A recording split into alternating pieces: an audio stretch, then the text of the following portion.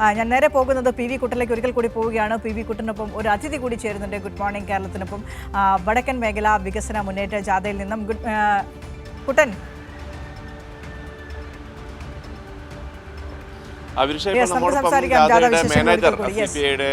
ദേശീയ നേതാവ് കൂടിയായ അഡ്വക്കേറ്റ് പി സന്തോഷ് കുമാർ നമ്മോടൊപ്പം ചേരുന്നുണ്ട്. ഗുഡ് മോർണിംഗ് കേരളയിലേക്ക് സ്വാഗതം. Good morning.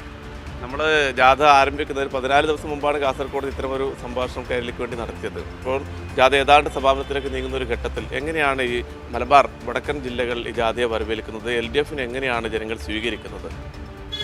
നമ്മളിപ്പോൾ 13 ദിവസം പിന്നിട്ടു. 47 സ്വീകരണ കേന്ദ്രങ്ങളായി. ഇന്ന് യഥാർത്ഥത്തിൽ പിന്നെ 12-ാം തീയതി പണിമുടക്ക് കാരണം നമ്മുടെ ജാഥ അതിനോട് ഐക്യദാർഢ്യം പ്രഖ്യാപിച്ച് മാറ്റിയല്ലോ. വമ്പിച്ച സ്വീകരണങ്ങളാണ് എന്ന് പറഞ്ഞാൽ ഈ 47 അസംബ്ലി മണ്ഡലങ്ങൾ പര്യടനം പൂർത്തിയാക്കുമ്പോൾ ഒരു കാര്യം ഉറപ്പാണ്, തദ്ദേശ സ്വയംഭരണ സ്ഥാപനങ്ങളിലേക്ക് നടന്ന തെരഞ്ഞെടുപ്പിൻ്റെ സമയത്തുണ്ടായിരുന്ന ഒരു ചെറിയ തിരിച്ചടിയെ LDF അതിശക്തമായിട്ട് അതിജീവിച്ചിട്ടുണ്ട്. ഇനി ഇതിനെ നമ്മൾ ശക്തിപ്പെടുത്താൻ അടുത്ത ഘട്ടം. വ്യാപകമായി ആളുകളിൽ ആത്മവിശ്വാസം ഉണ്ടാക്കാൻ ഈ ജാഥ സഹായിച്ചു. LDFിൻ്റെ സംഘടനാ സംവിധാനത്തിന് അപ്പുറത്തേക്കുള്ള ആയിരക്കണക്കിന് ആളുകൾ ഈ സ്വീകരണ കേന്ദ്രങ്ങളിൽ എത്തുന്ന സ്ഥിതിയുണ്ടായി. അതായത് ഓരോ പാർട്ടിക്കും ഇപ്പോൾ കോട്ടയൊക്കെ നിശ്ചയിച്ചാണല്ലോ ഇത് സ്വീകരണ കേന്ദ്രങ്ങളിലൊക്കെ എത്തിക്കാൻ തീരുമാനിക്കുക. അത് അങ്ങനെ ചെയ്യാനും പറ്റും.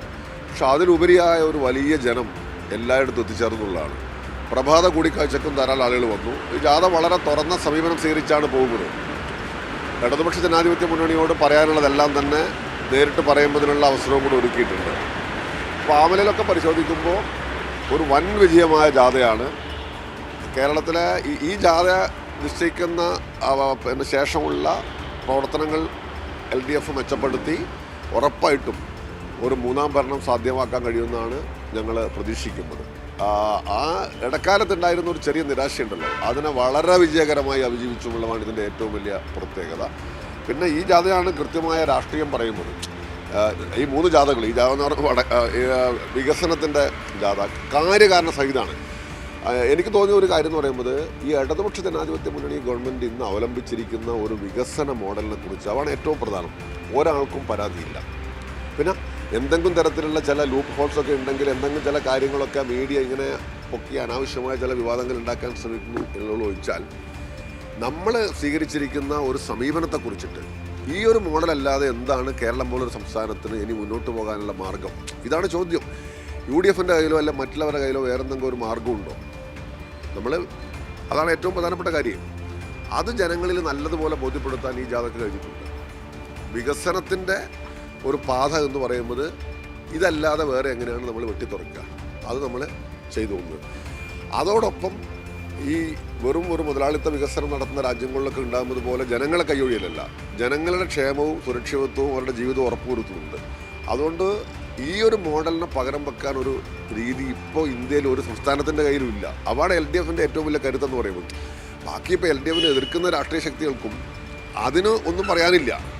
പിന്നെ എന്തെങ്കിലും ചില അനാവശ്യ വിവാദങ്ങൾ കുത്തിപ്പോക്കി, ഇപ്പോൾ ഉദാഹരണം പറഞ്ഞാൽ പാഠപുസ്തകം ഓൾ പ്രൊമോഷനുള്ള ഒരു സംസ്ഥാനത്ത് പാഠപുസ്തകത്തിൻ്റെ കാര്യത്തിനകത്ത് ഒരു വിവാദം ഉണ്ടാക്കി, അതും കേരളത്തിലെ മന്ത്രിസ്ഥാനത്തിരിക്കുകയും പ്രതിപക്ഷ സ്ഥാനത്തിരിക്കുകയും ചെയ്യുന്ന ഒരാൾ ചെയ്യാമെന്ന് പറയുമ്പോൾ ഒരു വിഷയ ദാരിദ്ര്യം കൂടിയാണ് നമ്മൾ മനസ്സിലാക്കുന്നത് ഈ ജാഥ വന്നതിന് ശേഷമുള്ള. പിന്നെ പൗരത്വ രജിസ്റ്റർ നമ്മൾ നടപ്പാക്കില്ല എന്ന് പറഞ്ഞാൽ പീപ്പിൾസ് രജിസ്റ്റർ, പോപ്പുലേഷൻ രജിസ്റ്റർ നമ്മൾ NPR നടപ്പാക്കില്ല എന്ന് നമ്മൾ പറഞ്ഞല്ലോ. അത് വലിയൊരു ഇമ്പാക്റ്റ് ഉണ്ടാക്കിയിട്ടുണ്ട്. കാരണം കേരളം മാത്രമാണ് അങ്ങനെ പ്രഖ്യാപിച്ചത്. അത് NCRലേക്കുള്ള അടുത്ത സ്റ്റെപ്പാണ്. അപ്പോൾ ആ നിലയിലെല്ലാം തന്നെ ഈ ജാഥ വലിയ രീതിയിൽ രാഷ്ട്രീയമായ ചലനങ്ങൾ ആളുകൾക്കിടയിൽ ഉണ്ടാക്കിയിട്ടുണ്ട്. അതുകൊണ്ടാണ് ചില പത്രങ്ങളെങ്കിലും ഇന്നിപ്പം LDFിനെ ഇനി എങ്ങനെ പിടിക്കാമുള്ളതിൻ്റെ പേരിൽ ഒരു കാര്യമില്ലാതെ ചില വിവാദങ്ങൾ കുത്തിപ്പോക്കുന്നത്. അപ്പോൾ ഈ ജാഥ വളരെ ശരിയായ പാതയിലാണ്. ആയിരക്കണക്കിന് ആളുകളെ കണ്ടു, സഖാക്കളെ കണ്ടു, വളരെ ആവേശകരമായിട്ട് മുന്നോട്ട് പോകും.